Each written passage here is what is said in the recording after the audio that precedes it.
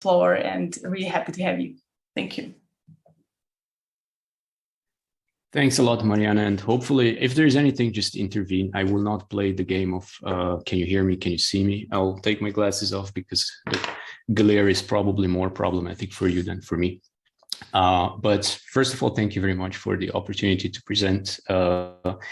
And this will be something that is very much in process of development. And I think first when we talked, I think with Gabor, there was an idea that I might be able to fly to Vienna, but it seems it was a good decision not to do that at this stage, or to decide to keep this online. So my online skills are a bit rusty because we have been teaching in person. So I apologize in advance for any sort of technical hiccups, but I'd like to talk today about joint work with Øyvind Stiansen, who's at the University of Oslo, which will be at the intersection of kind of international politics, empirical legal studies, and political psychology. And we'll be taking generally a quantitative approach based on text analysis in trying to figure out kind of how moral considerations can factor into intra-court bargaining. So the basic idea, or the main question that we're asking here is kind of what can judges do to influence future decision-making?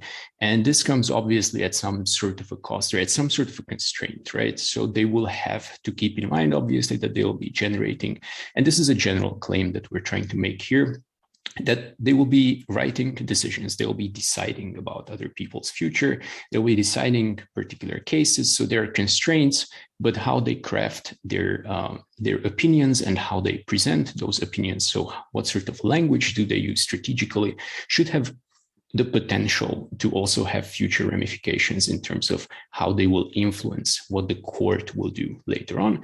And one of these rhetorical choices that we'll be zooming in will be kind of our argument, which is framing particular reasoning or particular decisions in moral terms should have some benefits if that's the goal in terms of influencing future decision-making. We'll be looking at the European Court of Human Rights, and we'll be again applying a quantitative text analysis to this particular case.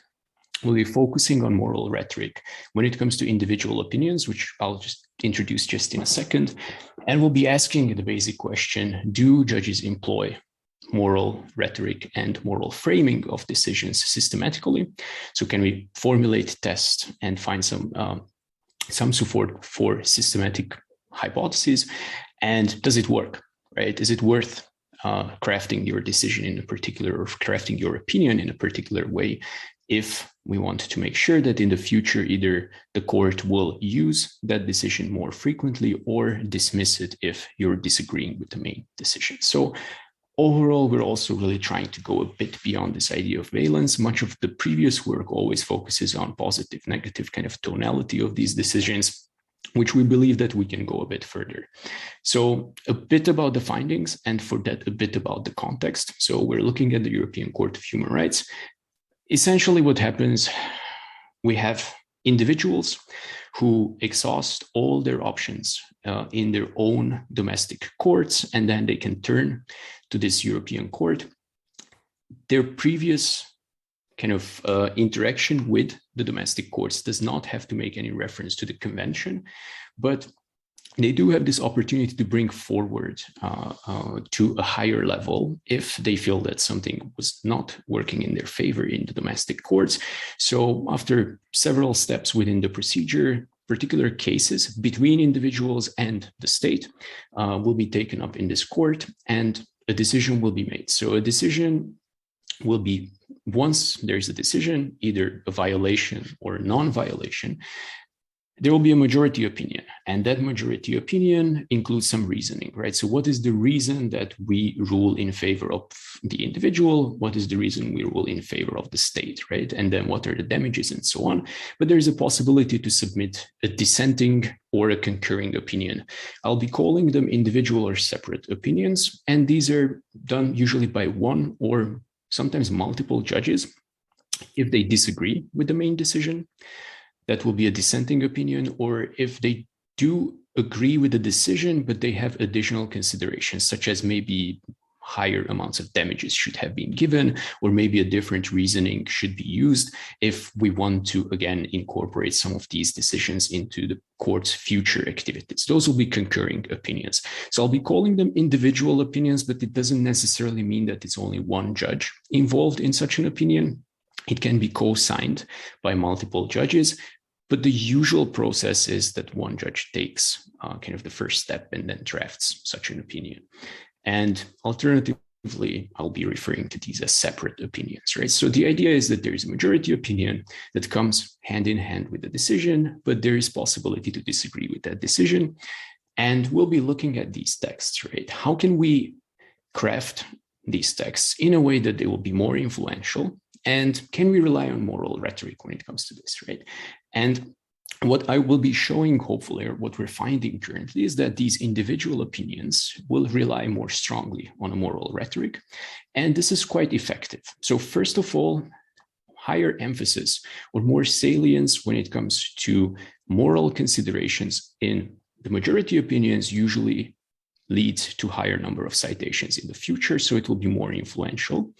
But if we have dissenting opinions, if these dissenting opinions overemphasize or emphasize even more the moral aspects or the moral framing of a case, that can act as a counterbalance, right? So we're disagreeing with the decision and we're crafting a dissenting opinion in a way that emphasizes some or overemphasizes, so to say, and I'll be more clear about this later on, overemphasizes or emphasizes moral considerations, then that might not be used as frequently, the majority opinion or the decision in itself in the future. So this is basically just to, again, introduce what we'll be finding. So our main argument basically starts with this idea that, so when we look at courts, we will have main actors, and those main actors are judges. They'll be adjudicating specific cases, and they will be developing a legal rule, right?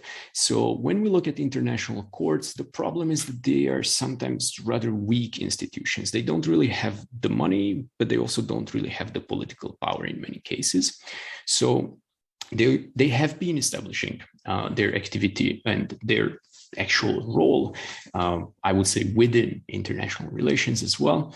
But we're looking at slightly weaker institutions. So where this means that it might matter actually even more how they communicate their decisions and what sort of images they maintain. There's quite some previous research that looks at the strategic use of language.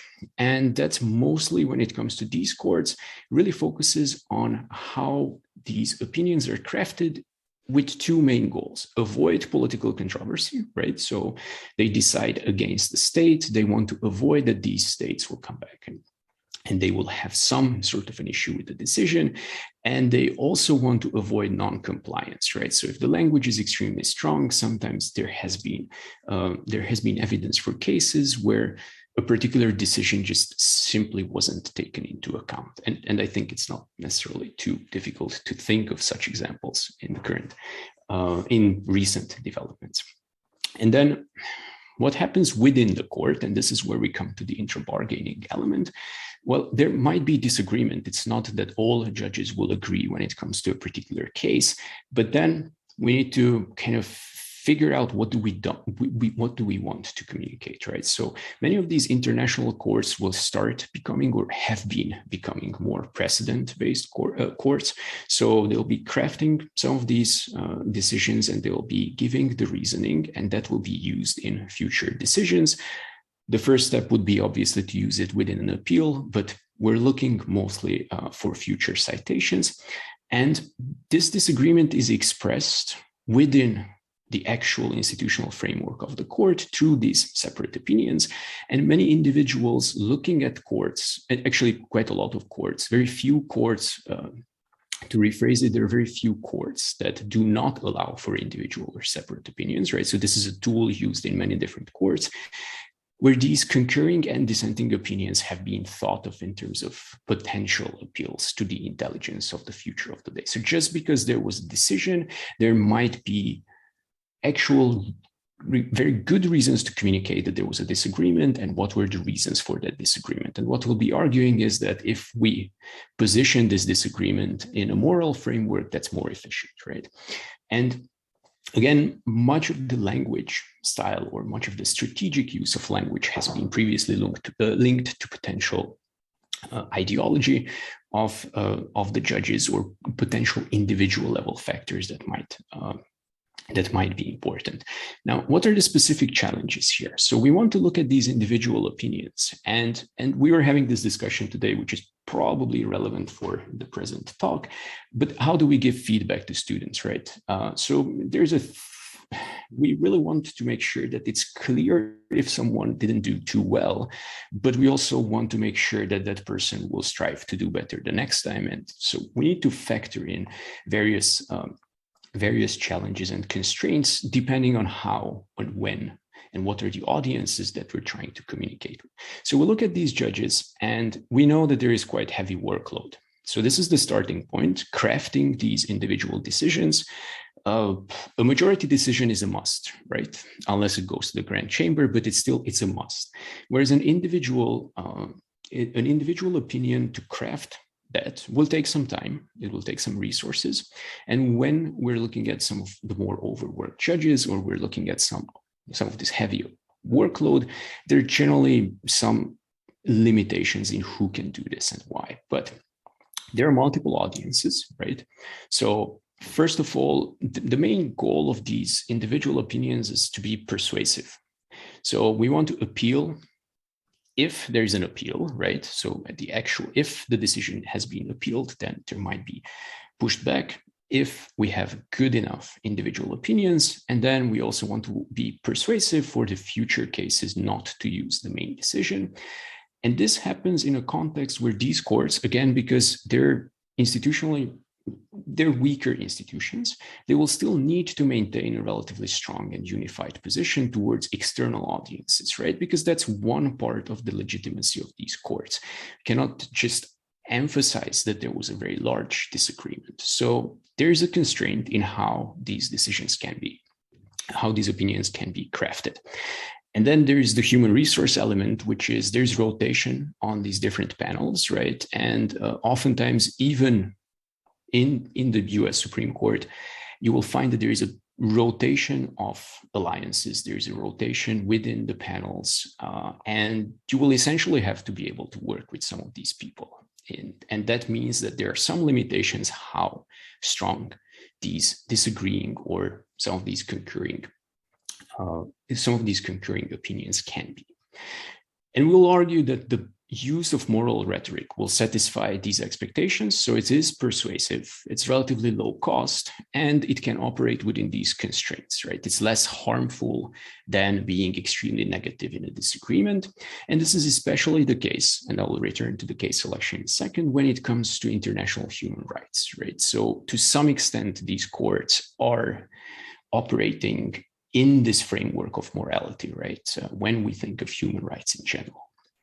So if this is just a brief motivating example, and this is from a particular opinion where, as you can see or hopefully skim through, you can see that there is a discussion about violence and prevention of harm.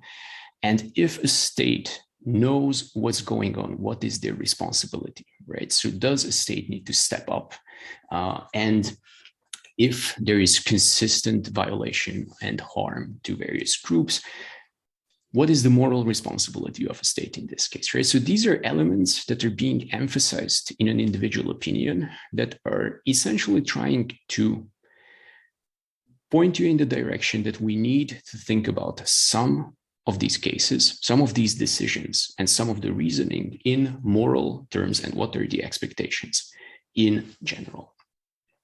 So in order to do this, we'll also introduce the moral foundations kind of framework, or introduce it, borrow it basically. And this has been used quite a lot within political psychology for different actors, which is quite useful for us. But essentially, it just looks at a multifaceted kind of moral foundations measurement on one hand, and that introduces, again, this idea that kind of if we understand various things within this framework, or as questions of potential fairness, as questions of potential harm, that will contribute to how we make decisions, right?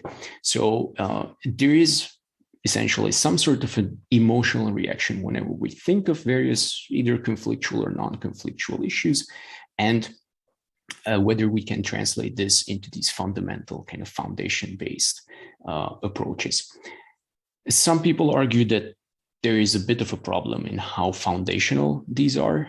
So we'll be just using them in the sense of, as you will see in the future, measurement tool. But it is actually useful when we think about these when it comes to elite rhetoric, right? So there has been a lot of research that looked at how politicians discuss various issues. So, for example, stem cell research or the environment, and how presenting particular issues in a moralized way can have implications on whether we can maybe mobilize voters, whether we can reduce or increase disagreement between different voters. So we're on the side, or we're coming kind of from this angle where basically almost anything that we find relevant when it comes to politics can be moralized, right? So it's not that we have, surely some issues are easier to moralize, but necessarily anything can be presented to some extent or emphasized to some extent the moral ramifications or the moral ramifications of a particular issue, which then can generate some sort of a reaction that is stronger than it would be otherwise. And much of the literature actually looks at these kind of ideological and party differences, and the results are quite mixed. But again, I think this is still an area where there is quite a lot that is being done, from measurement to actual understanding of why parties might have different goals or might have different motivations in presenting issues differently. But this is a good start for us, because then when we look at this, we can see that when it comes to the elites, essentially what we need to find a way how we can translate this into rhetoric, right? So if you were to read a text, that motivating example or something that I previously included, kind of what would be the signals in the text that would allow you to think of something more in moral terms. And usually we're looking at dictionary-based approaches. So relative interest in authority will come with a particular use of a set of words, or more frequent use of words. And I will give some examples very soon.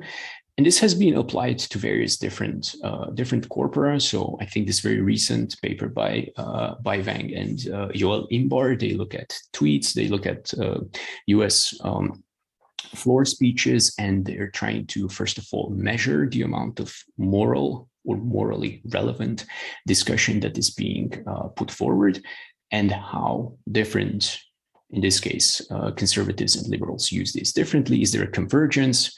Does the platform matter? And so on. But these are all predicated on the idea that we have some measurement of the extent of moral rhetoric when we have some texts.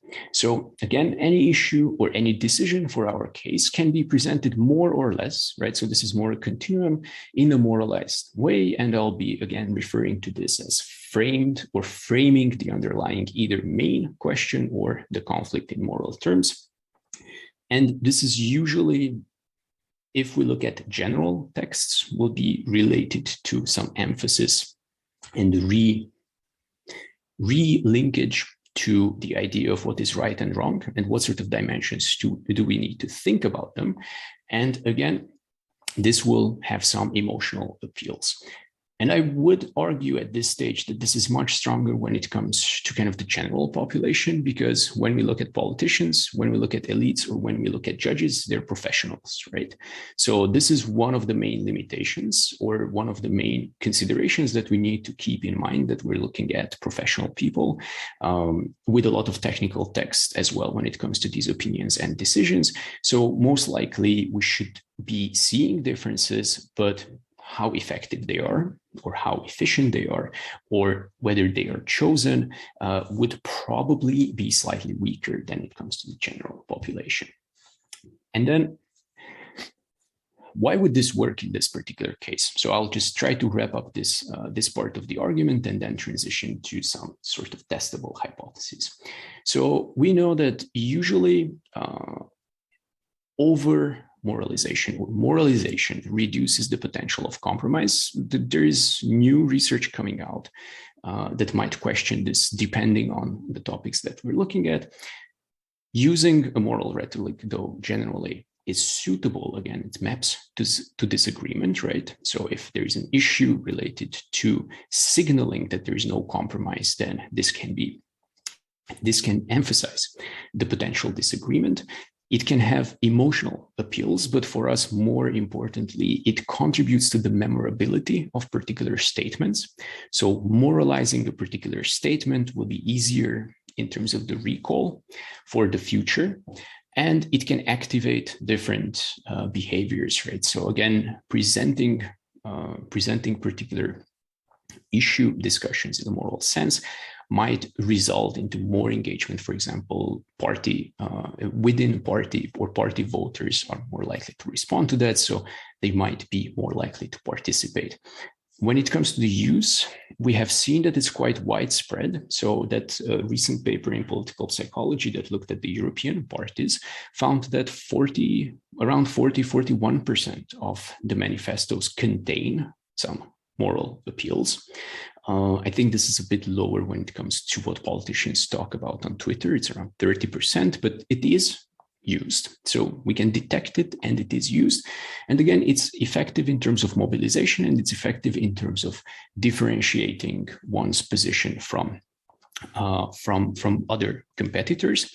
But we also found evidence previously that how this moralization work essentially can override a lot of different conflicts, right? So I think one of the previous examples when it comes to the protection of the environment, they all were related to this idea that once we present the environmental issue as a moral issue related to purity, then differences between conservative and liberals will be reduced. Again, this is just one study and it has the usual caveats, but the idea again is that they're effective in changing some particular configuration in comparison. So the baseline or the counterfactual would be presenting the same issue without any sort of moralization.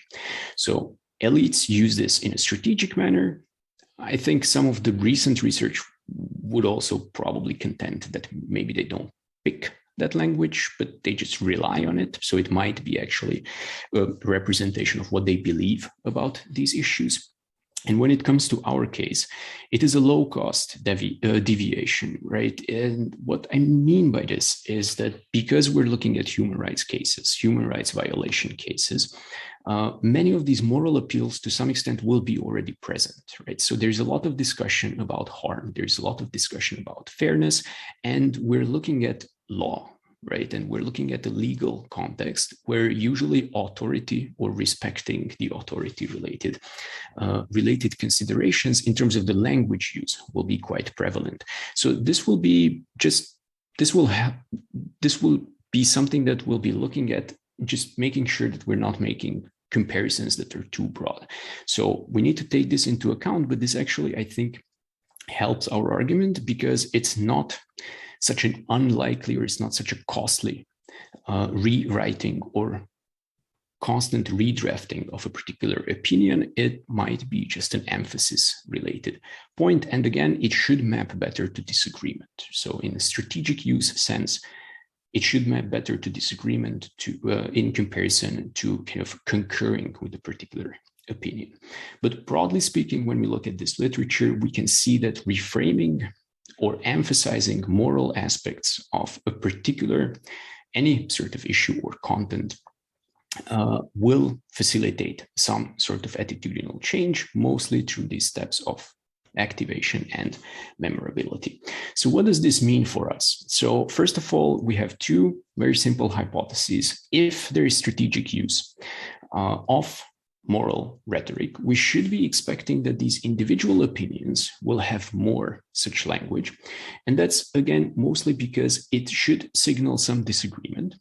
And the second hypothesis would be that it should be more important for dissenting opinions rather than concurring opinions, right? Because the disagreement in itself is stronger. It's a directional disagreement.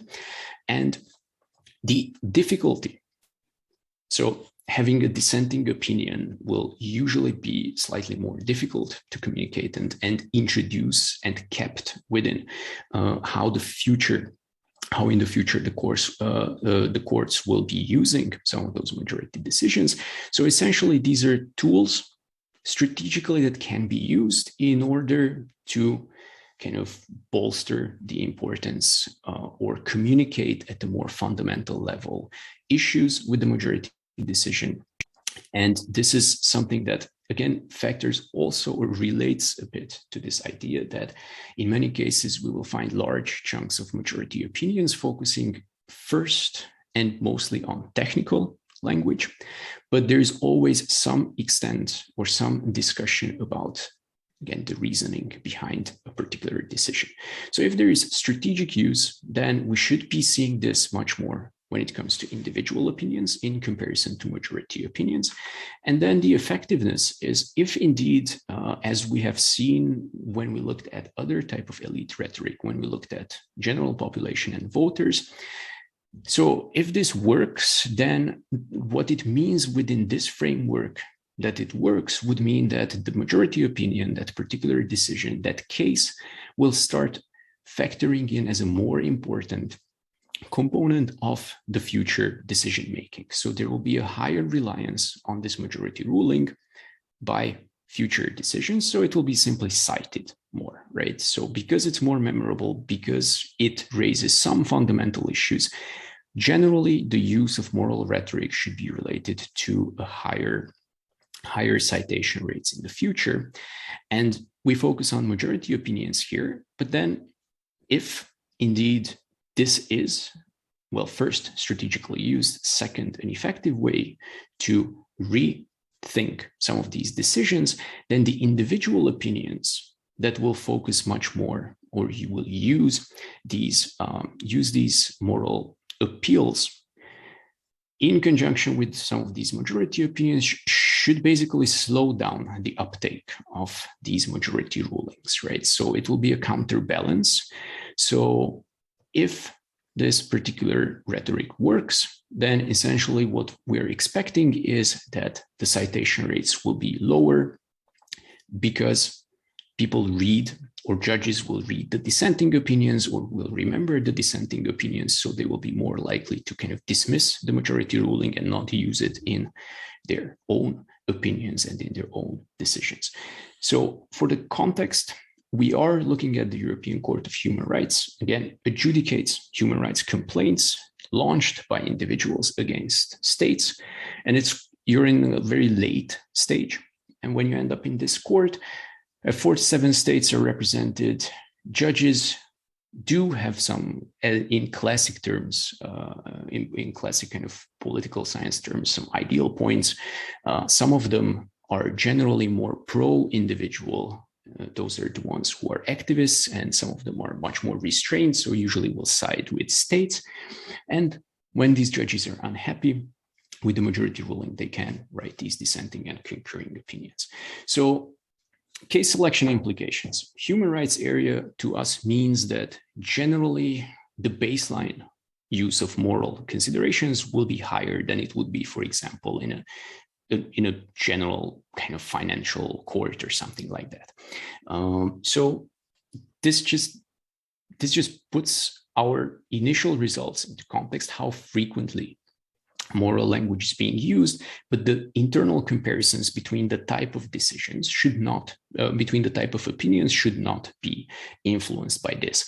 The court, in terms of functioning, as I already mentioned, it's quite representative in the sense that in many cases, you will have the same idea of individual opinions and kind of this general mechanics of rotating judges, being on different panels and having some ideal points expressed.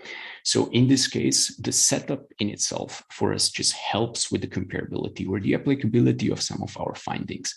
And again, the human rights area should be kind of this intercept related effect, right? So much higher use of moral language, but the within court dynamics should not necessarily be different when we look at other courts. So in the last part, I'll just present some measurement related considerations and some results. So we're looking at roughly 10,000 cases. There's always a majority opinion. We have around 2,000 dissenting opinions and around 1,000 concurring opinion. We can see that majority opinions are longer. And we can also see that this is just a validation. The median number of judges, which is the panel size for any sort of judgment within the European Court of Human Rights, unless it goes to the Grand Chamber, it's 7. Whereas most of these dissenting opinions are written and signed by one individual. We're looking at, I don't know, like around 55 years. 82% of the cases are majority only.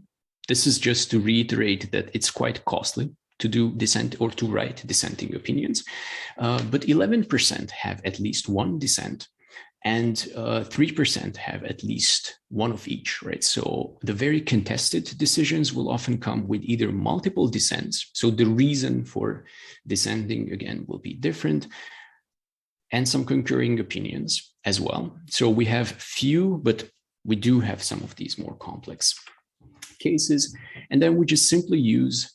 First, we start with a dictionary, right? And this, or I think Ken Benoit always says the same. These are thesauruses. So this is not really a dictionary, but essentially each and every facet has a set of associated terms. And we search for those terms in the documents, and we'll be scoring the documents based on the prevalence, so the the presence of these terms. And each of these 5 dimensions has a vocabulary associated with it, or has a thesaurus associated with it, and general moral rhetoric will be just a combined version of all. So we will need to do some things here in terms of filtering and in terms of working through the text. So we do some general cleaning. That's the first step, just to make sure that everything has been downloaded. All this data is public, the text, and then everything else needs a bit of refinement. And we do need to remove specific terms. So for example, dissent is part of one of the vocabularies, and we do believe that that's a bit of a problem, because in the first instance, probably dissent will be mostly associated with dissenting opinions, which will then be reflected in a higher morality. So we don't want to do that. And we also kind of remove the court's name, we co-mention, and only law and legal are the 2 terms that we believe after serious checks we need to remove, not to have an artificially high score for these. But this is still in progress. And then we have some missing data on some judges, mostly related to the fact that they haven't served on enough panels to generate an ideological, well, I almost called it an ideological point estimate, but generally how they place themselves on activism and restraint. So we might be we might be missing some observations here. But the more fundamental question is, so what do we do with this language specificity? And that's, just to give you an intuition, 99% of the documents will have some moral words, which is probably a mix of the property of the decisions, opinions, and the vocabulary that we're using. So what we'll be doing here is we'll be giving a very high penalty for, so instead of just counting, we'll be using a TF-IDF transformation as a first step, and then we'll be also looking at within case control type of models. So what does this mean? Simply just, we don't rely on the proportion, or we don't rely on the number of times we find the word, but we will have to create this kind of mixed weighted score. So very frequently used terms will be downweighted, and terms used in all documents will be downweighted, right? So this just means that they are part of the whole kind of legal discourse if they're present in all or most of these opinions. So we'll just apply this transformation. And I mean, we can talk about the TF-IDF in general in the Q&A, but it's a relatively straightforward set of transformations. This is, again, just an example of how some of these, this is a harm and the fairness kind of vocabulary. And you can already see here that, for example, we have damage or a stem related to damage. So what we did in the pre-processing, when we looked first at the search, we saw that one thing we need to consider removing is pecuniary and non-pecuniary damages. It's a standard language use within these. So the TF-IDF would take care of this, right? It would downweight the appearance of damage, but because this is such a specific legal term, we also looked at what happens if we're dismissing this term from the text. But initially, it was developed on religious sermons and kind of used for cultural applications. So we also use in the future an updated dictionary here. But this is just to kind of give you an idea what sort of terms the authors and the proponents of the moral foundation theory believe that these are essentially related to or are words that have some moral loading, and those moral loading are specifically related to these subfacets or dimensions, right? So whenever people will be mentioning safety, they might be thinking of this in terms of harm or care. If we look at simply the actual example words, so this is no transformation. This is just the prevalence of these terms. We can see that obviously the size is proportional to the frequency, and these are top 10 words within each set of facets. So there's a lot of discussion about authority. There's a lot of discussion about rights. Again, these terms will be heavily downweighed when we're scoring the documents because they will be appearing in many of these documents. And you can also see that overall we'll find much fewer purity-related words. So there is a lot of discussion when it comes again to authority, fairness, and harm. And then in most steps or most cases, what will happen is that we'll find much fewer and very specific kind of individual versus nation related discussion in the in-group element. So once we look at these scores, so this is again as proportion. So we can look at these distributions and you can see that again, authority, fairness, harm, and then in-group and purity are kind of the natural ordering of the proportion. And this is the proportion, so the average or the distribution of the proportion within each document of the particular facet, right? So on average, around 4% or 3.7% of an average opinion will be related to moral terms, which is a relatively high proportion in this case. Once we do some sort of transformation, so this is scaled in terms of TF-IDF, and then we're using a unit standard deviation. So we're dividing by the standard deviation here. We can see that these distributions are slightly more compressed. We can remove some of these extremely somewhat unlikely outliers, but they're actually real opinions, but removing them will make no difference for our results. So this is compressing a bit the scale, and we can see here that there is essentially within this step an assurance that we're not looking at ridiculously large numbers. And this is just to make sure that when we look at these morality scores, so which subfacet is the one that drives the full moral score. So this is proportion from the full moral score, right? It might be essentially that this is just a 3% within one document, but 50% of that 3% is authority related. So this is to give an intuition, again, that it's authority, fairness, and harm, the three components that are not just kind of the most frequent, but also the more influential ones when it comes to how we, or what do we think about these documents in terms of morality. A lot of good news. I mean, for us, it's good news because we can fit these models a bit easier. But if we think about this as a more measurement element and like a psychological measurement, so when we look at our documents and when we use these scores, there's essentially no real correlation between these different facets. So I'm fairly sure that if we look at this as an individual or with an individual measure, probably the measurement properties are different. For us, it just means that what might happen is that in a particular decision, when people focus on authority, they will focus mostly on authority. And that's pretty much what we'll be finding as well, right? So there is a zooming in or a focus within a decision, depending on the case, depending on who authors these on specific subfacets. So strategic use will just fit some linear regressions.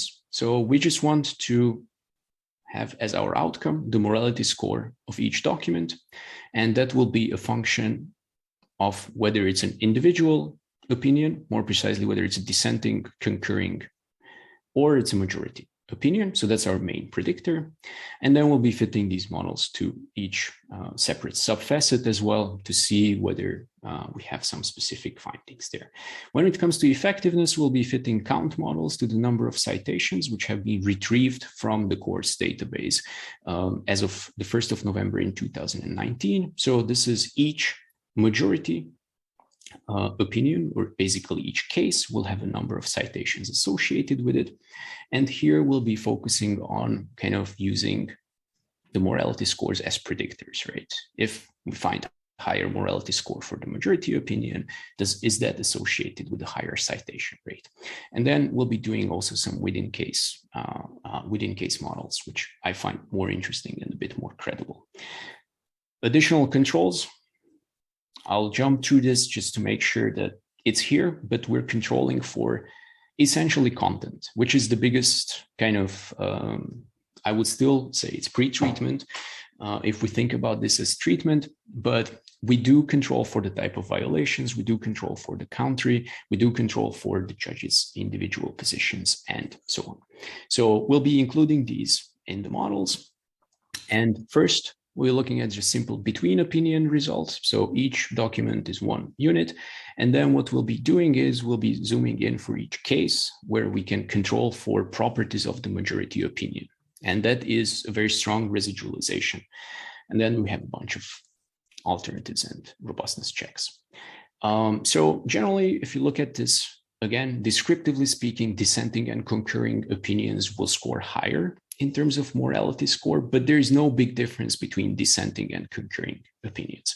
And this is what our regressions will be telling us. So this is just an abbreviated output from here. So we will be finding that essentially one standard deviation we'll be finding here that it's comparing majority to dissent, or a majority opinion, more precisely, to a dissenting opinion, there is an increase of, or there is an associated higher average of around 0.8 standard deviations in the morality score. And this kind of works across the board when it comes to different subfacets.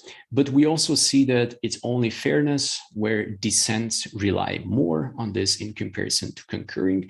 And these are, again, in models in which we're just simply looking at each decision. So each decision will have some majority morality score, and then the outcome is again the dissenting or the concurring opinions morality score. So we don't see differences along the disagreement or the extent of disagreement. Where we see a lot of differences are actually those people who engage in individual opinions and want to present something that is a bit broader. So in terms of a more qualitative look, these are the words that probabilistically you wouldn't be expecting based on the distributions to see. So essentially, which words are mostly associated with dissent when we're comparing it to majority and so on. And these are rank ordered, again, based on kind of how strong this kind of keenness measure is.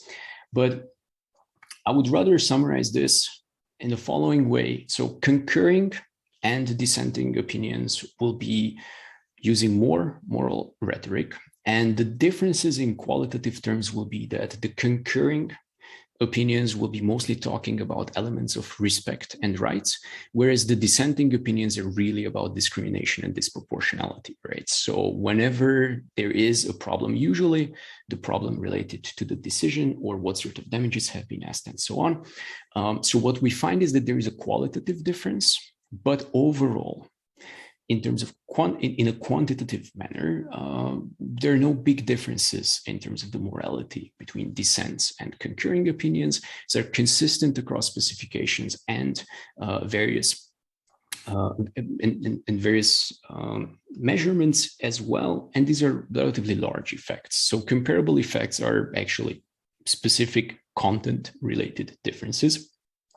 Otherwise, having a national judge probably is a much smaller effect in terms of the morality or the language of the morality. I can discuss the comparisons later in the Q&A, but these are large effects. Of course, then the question will become, do these effects kind of survive different approaches? And this is a comparison between dissenting and concurring. All of the results when it comes to comparing individual opinions to majority opinions will be extremely strong, and they will not change. But when we look at these differences, so we can have alternative models, we can have a different type of reweighting, we can think of proportions, and we can use different dictionaries. And there's a bit of variation when it comes to these differences. And essentially what we're trying to then figure out in the future iterations, how what is the level of sensitivity to the dictionary that we're using. But overall, we believe that we have relatively strong evidence for the individual versus majority dichotomy, and we still need to think about potential differences between dissents and concurring opinions, mostly reflected by some focus on qualitative aspects. And in the final step, I'll just present some brief results related to the citations. So there are essentially 4 types of judgments. We have ones that only have a majority opinion. We have ones that have a majority opinion and dissent. We have majority opinion and concurring, and majority opinion has both dissent and concurring. And you can see that this essentially means that the more contested, so the scale is logged on the Y, just for your information, basically more contested. So those that have been more contested, those decisions will get more traction in the future. So essentially, again, some sort of a polarization. Maybe it's a good signal for how salient or how important these decisions are, although we control for that separately. But essentially, these decisions are, because they're more contested, they will get more citations. So, and then if we look at the moral rhetoric, we'll find very similar expectations. So independent of the setup, we will find that those decisions that emphasize the moral aspects of whatever the content is, in the end will receive more citations. And essentially here we also see that it doesn't, in the end, it will work similar to negativity. But the basic idea here, again, is that all facets matter. In the end, once we're controlling for the actual content related steps, the effects are still present, but clearly those also matter. And it's just, again, an indication that crafting majority opinions by highlighting moral aspects of a particular case is beneficial in terms of influence in the future. So does having dissenting opinions make a difference? So what we saw before is that if there are more dissenting opinions, there will be more traction in the future.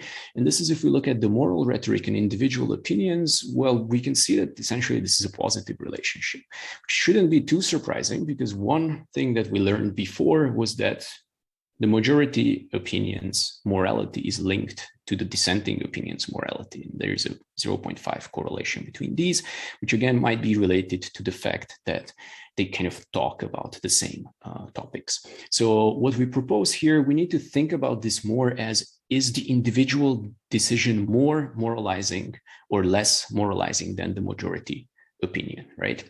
The individual opinion versus the majority opinion. And here basically is like, do we reframe it or emphasize these elements more in the disagreeing or the concurring opinions?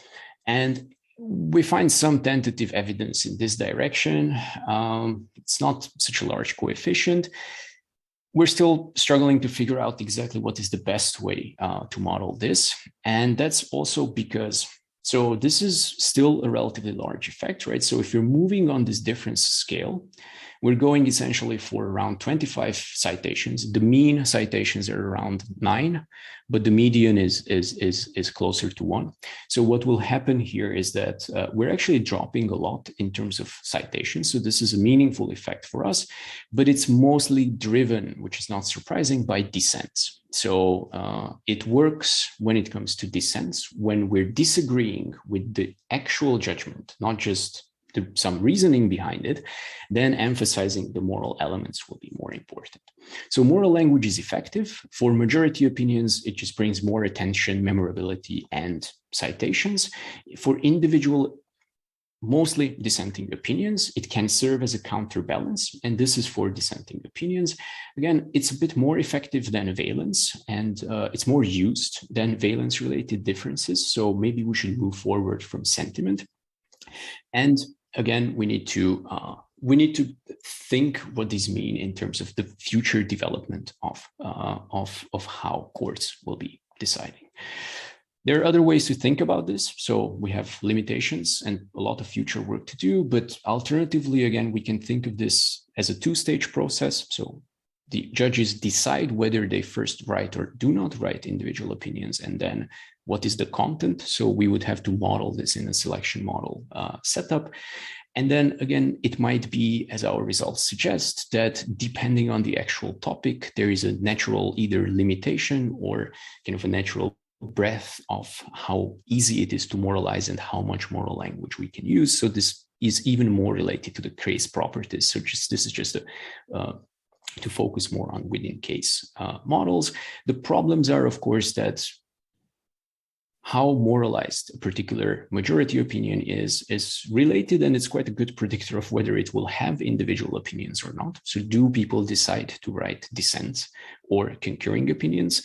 And what sort of dissenting and concurring opinions will they write? So we'll need to rethink that part, and we'll need to also rethink some of the text overlap and in terms of the reuse between these opinions. So we need to do a bit more processing on that. But I'll just leave with the conclusion that this moral rhetoric, when it comes to these international courts, especially human rights courts, is used strategically, and it is not necessarily mapped towards the extent of the disagreement. So it might actually mean that it really just reflects the underlying reason of any sort of disagreement. So these should be taken in moral terms. And this moralizing works based on our findings. So you can influence future decision-making using these strategic tools when crafting some of these decisions. And we believe this is a good step forward from going from kind of negativity to positivity and so on. Thank you very much for the time. I think it was a bit over. I was told like 50 minutes, but I apologize for that. But there was no paper, which means that I just wanted to present a bit more of the results. So we're very much looking forward to any sort of input. This is work in progress, and we'll be happy to hear any thoughts from theory to empirics to coloring of the plots. So thank you very much for your time. Thank you, Zoltan. So we already have a question in the crowd. Levi? Let me be Mr. Obvious. Have you thought about or actually done the U.S. Supreme Court replication? Because I think everything you laid out should apply.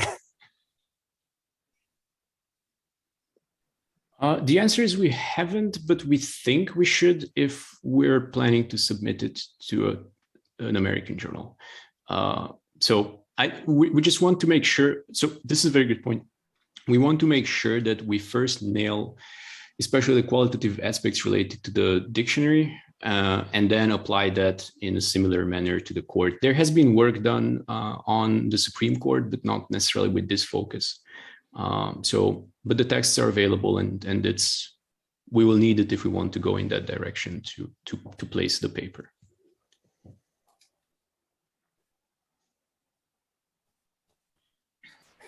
Mariana? Yeah, thanks all. That was super interesting. I have a theoretical question. I think it is related to what Zsolt asked in the chat. And in particular, I was wondering what moral explanation is and what not moral explanation is. In particular, it seems to be that I can imagine when politicians talk about a policy that it doesn't have to be moral, especially if they just present the policy. But once somebody, no matter whether it's a politician or a judge or justice, starts arguing for a particular policy or particular decision, I have hard times imagining this argumentation not to be moral. Like, what would be a non-moral argumentation for a particular decision or for a particular policy? in this context of courts of human rights, right? And I think this is related to the hypothesis and in general what you're measuring there, because it's like if every explanation is moral, what exactly are you measuring there, right? And there are certain words which like we should do this, we should whatever, but I think this is basically my question. How do you have or basically maybe what you're studying is like the sample of the focus on the particular cases that you take into account. Maybe you need to filter those only on those who are actually arguing for a policy or not, right? And to see whether argumentation for a given decision, once you have only cases with argumentation, whether it's moral or not, and maybe present a few cases when isn't this moral. I think this might make it easier to follow what exactly you're trying to measure and what exactly you're trying to test there in terms of efficiency and strategic use, right? This was like my first question. Then I'll follow up with additional ones. Thanks.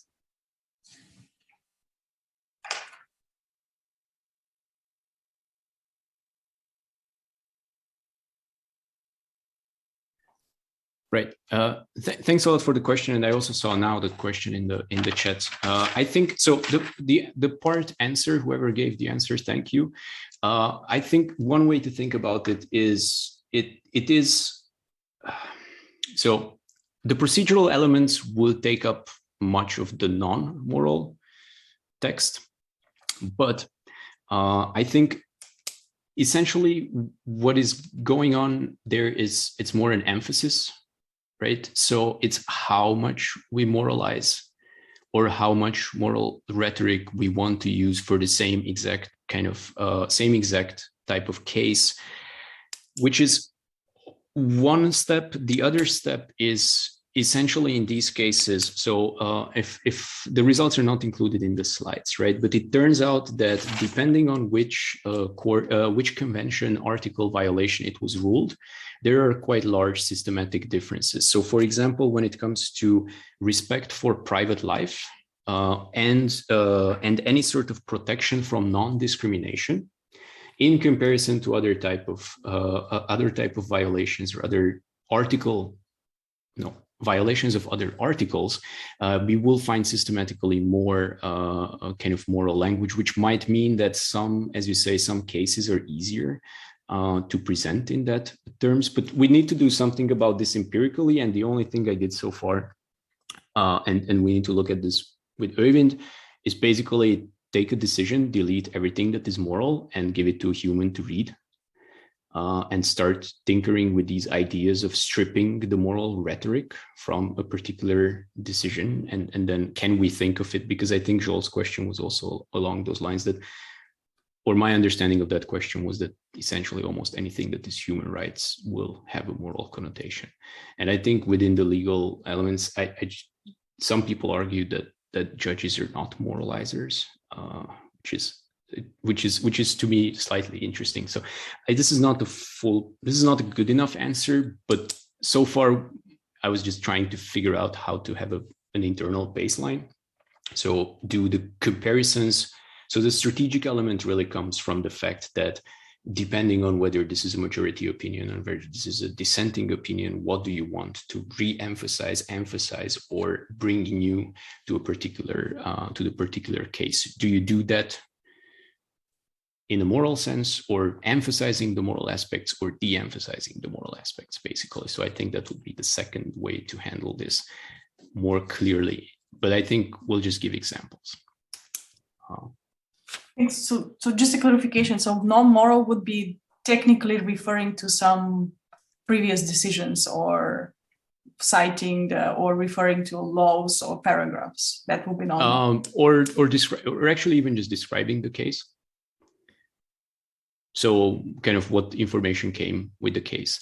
But yeah, so I think there must be a bit more than this, but we'll just need to look at literally what stays from the text. So it's something that we definitely need to include and give a representation of it, or give an outside. So for the political science applications, I think it was clearer, because when it came to the environment, people were asking whether you support or you don't support to do protection of environment. And then they presented the issue in the sense that this is a kind of a purity issue, and then the differences between respondents were. So it was a framing, but it was quite easy to see the difference between the type of framing that has been used. So I think we need to add some serious considerations here for the non-moral. Thanks.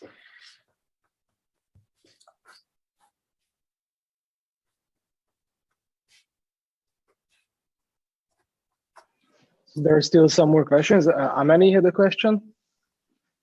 I think Zolt had his hand raised before me,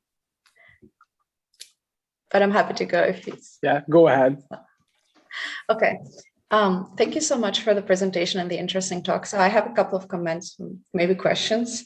The first one, I was thinking, why focusing on opinions and then not looking at also European courts of public hearings, like more elite speeches, and maybe there you find more moralized discourses when it comes to delivering actually those opinions to the broader audience. My second question is related to one of the main arguments you focus on is basically this link between the emphasis of the moral discourse and then the type of opinions, whether it's individualizing or dissenting opinion. And I was wondering whether it's actually not a matter of type of opinion, but rather the salience of the actual topic they're discussing, like the salience of maybe an example would be maybe immigrants, if the topic is immigrants, and then at that particular period of time, immigrants, there's a strong emphasis on immigrants within the EU and other European bodies, and then that makes maybe the discourses more moralized. And then my final question would be, if I'm not mistaken, European courts of human rights has their judges elected every 9 years, and they don't come up again. So every 9 years there are new judges. And I was wondering whether there's a systematic difference every 9 years in the moralized discourse, or maybe there's a way to check for that.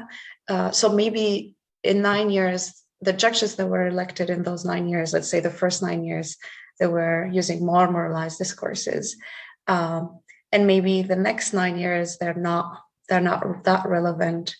That could be maybe related to the judges, and then I think within those 9 years you could check whether there was a conjuncture, whether there was an important event that could maybe influence those opinions, because you have years, I think, and then you have every opinion in which year it was written. So that's it from my side, and thanks again. Thank you very much. Should I answer now? Collect more? I'm happy to answer, because so the last one is a very useful recommendation. I think we can look at it. So we do control for the decade, and there is an increased moralization. There's an increase step by step as we go, or as we come towards current times. But that's not so. We don't look at the within kind of the within judge.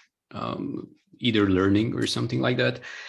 So that's good. I think there's one limitation, which is sometimes if you have two authors, we don't really know who actually wrote it. Sometimes someone just signs it. But we did look at a bit more kind of this hierarchical setup in terms of thinking, whether maybe it's the judges who would. So we could leverage that. That's a very good recommendation. So we'll definitely look into that. I don't know about the public hearings, so I'll check with Øyvind for sure in terms of either the differences. For the salience, yeah. So I think that's a very good point. We will need to look into. So this is the first time, and probably the last time I will say this, that maybe it will be to our advantage that things are extremely slow. So particular events, so more complex things will be slower for sure. I don't know how, but we should definitely look at that. So yeah, that's also a very good recommendation, to see the topicality of the actual topic, whether that factors into and whether that offers something in this case. So thanks a lot. These are great comments. Joel? Yes, thanks a lot. So this looks like a really exciting project. Coming first to the issue of conceptualization that Mariana was speaking about. So indeed, one approach is that law is moral by definition. And if so, and then the question is to what extent you make this explicit, whether you emphasize the link between the judgment and some foundational moral values. This can be conceptualized in a one-dimensional space. There is also an alternative to think of it in a multidimensional way. Probably that would complicate the issue unnecessarily, but if we are speaking here about emphasis, then it's imaginable that some judges emphasize more moral issues, others emphasize more issues of practicality, others economic efficiency, others tradition and precedent and so on. So you could have a space that has many dimensions, but I think it's perfectly legitimate to reduce it to this one. Now, there was one issue that I did not understand, and I'm not sure what was the result actually on that. When you were creating your hypothesis about impact, then I think the hypothesis was that if the individual opinions are moralistic, then the decision will receive fewer references. What I found there a little bit asymmetric, that you kind of justify this specifically for dissenting opinions, but not for concurring opinions. And I was wondering whether the logic that you presented works for both or not. And then one fundamental issue that Amani brought up, but maybe I would like to strengthen or make it more general. One could easily argue that the number of later references are a function of the importance of the decision, and the number of comments dissenting or concurring is also a function of importance, and the number of moral references is also a function of importance. So maybe everything boils down to importance, and I don't know how could one control for that, but if there was any proxy for importance, maybe introducing that would help you to identify whether we are talking about something else here or just importance. Thanks a lot, Joel, for the comments. I think, yeah, so the first one, I'm not sure whether we would go in the topic, kind of modeling approach in looking at economics. So we would probably need a more extensive view on that. But I think emphasizing that, again, the law is by definition moral, and then do we need to, or do we emphasize that? That's actually a good, that we'll definitely need to clarify that.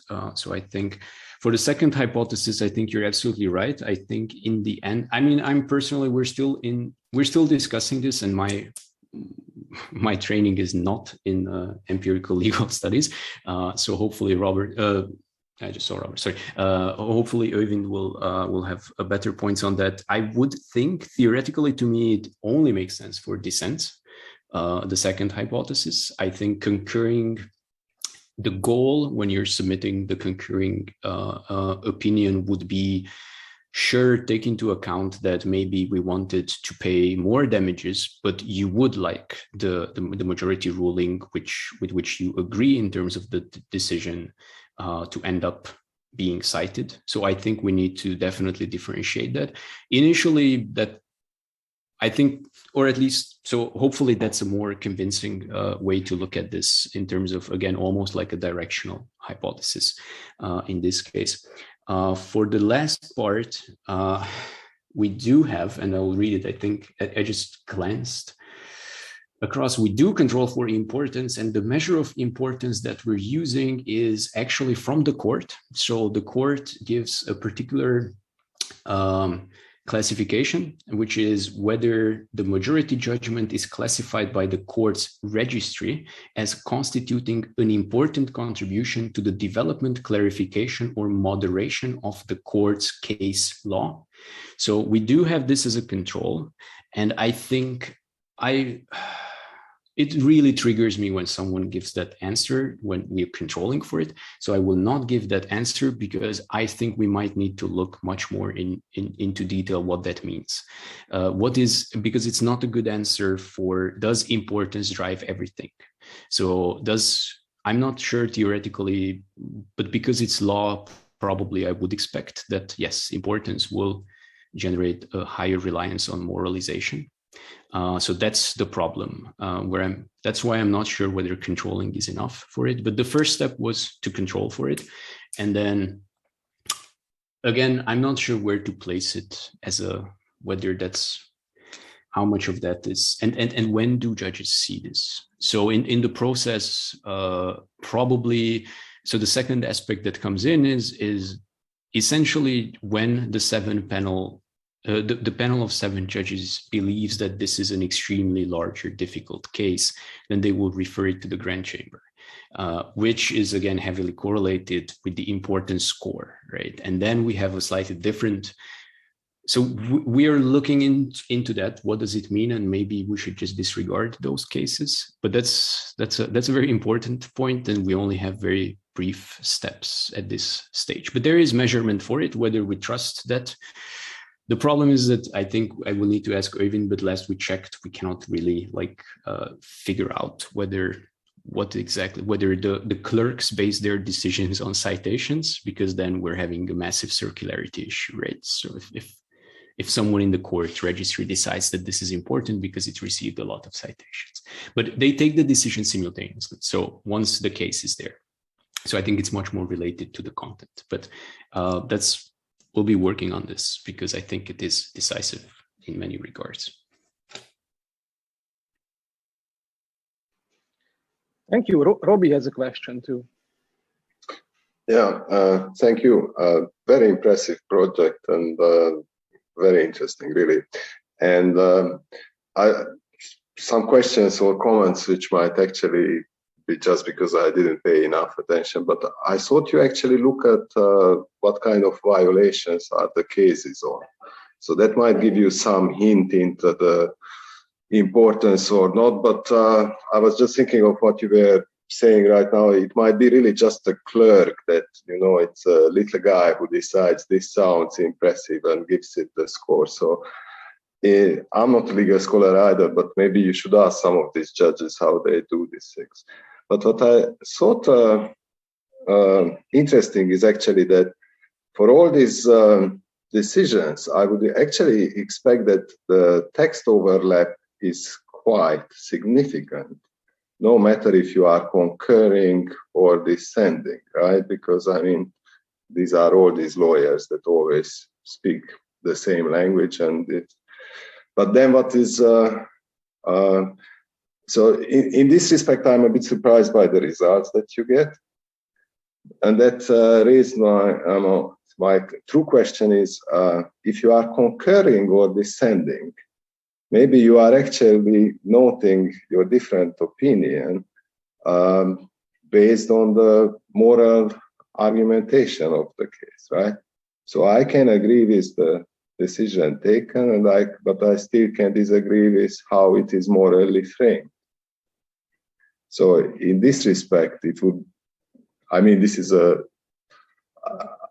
unrelated in a sense, but could we say anything about this aspect of do you really see any difference in opinion about the exact argumentation raised as sustaining the case?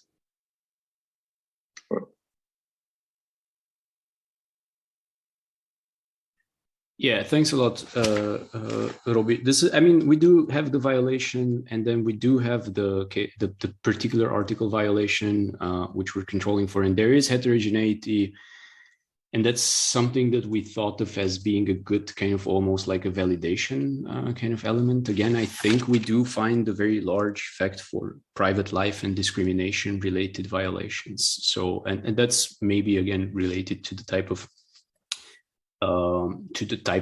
words that, such as discrimination, come always with the particular article. So, but we do have that. We need to think it through a bit. What do we do? Whether that's how much of that is again overlapping with some of the terms.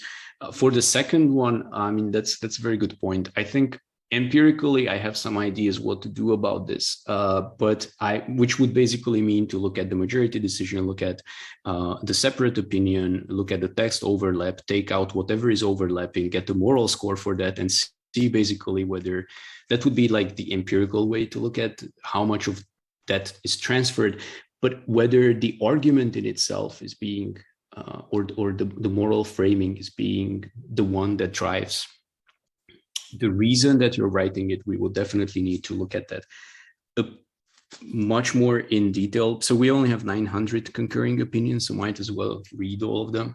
I would assume there is a bit of heterogeneity there. My issue is that usually, again, these are costly to write. So I think you're right that it has to be something either fundamentally that you do agree that this is the decision, but fundamentally disagree for the reason. Again, sometimes it's just basically saying that we should have given more money for the people, for the individual. But I think we definitely need to look at the parts in terms of the concurring elements, because that can, currently, I think at least partially, that's the reason that we have such a relatively high correlation. It's simply just like text reuse. So some of the values are probably just larger because they cite parts from the majority opinion. But then if that contributes to the morality score, it actually means that they're reacting to the moral arguments that have been put forward. So that's a very good point, and we'll definitely look into it because we need to rinse that one out. Sorry, just a quick question. So I was also thinking whether you looked at the countries that are involved in the cases, whether that drives citations, because it's Europe, so it's always the big countries, right? Yeah, I mean, I think basically, I don't know the results. I can look up the results. We do have a respondent country effect, and there are some differences. It's always tricky with Russia in this court. So Russia is the tricky one, or to some extent. I think, so it's not in the output, but we need to look at that a bit more. Again, I mean, we try to, so to say, residualize for it, because there might be some serious differences. What we're a bit more concerned of and we're trying to figure out is whether having, what does it mean for the language that is being used if you have a judge from the country where the individual comes from, right? So I think that's, and what we find there is that they actually, so if they're on a panel independent of whether they are dissenting, whether they're on the majority one, that really triggers kind of less moralization. So if you're representing the state that is being essentially sued, you're a judge, you will be writing less moral text for that particular case. But we'll have to look at the country effects more in detail, especially for the citations. I think that's. I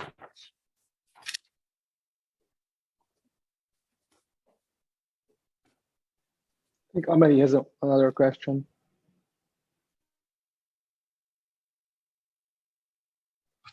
I know you said that you don't have the draft paper yet, but for me, it's just a comment. It's not a question.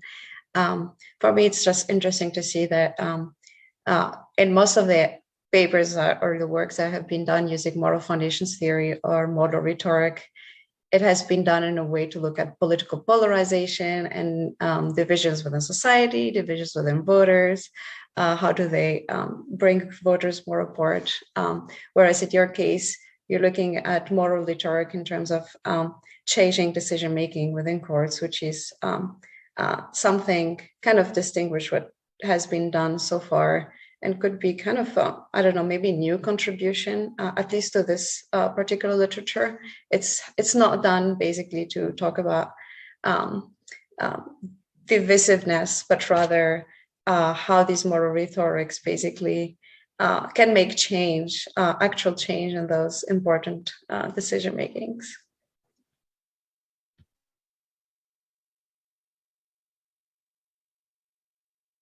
And thank you. I think we'll have to emphasize, and that it's just, that's in a way, that's also the underlying kind of me saying, let's do more than positive, negative sentiment type of stuff, because it's a bit, it gets a bit, which is, it's an important element, but then maybe coming to this from the perspective of how we can think of moral foundations and what type of questions can we link to them. I think that's a good emphasis for the potential contribution if we manage to get a contribution out of it.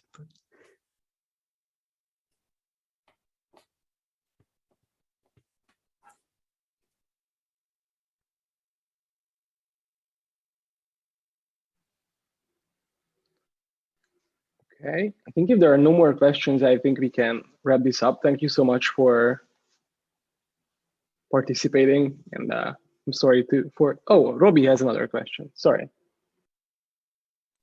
I mean, if nobody is abusing the time, I thought maybe you can go ahead. So exactly for what Ameni was suggesting, I would really be interested to see even, you know, just a very quick application of this model at an ordinary court. It would be much more convincing, right? Because you are dealing with this European Court of Justice, it's all human rights. So there's all this moralizing, but it should work maybe on the ordinary court as well.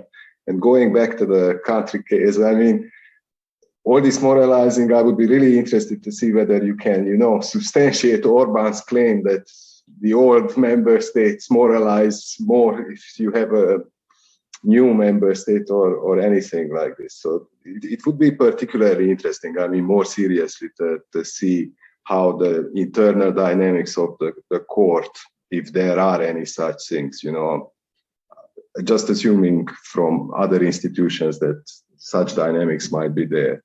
But again, sorry, it's an exciting, really exciting project.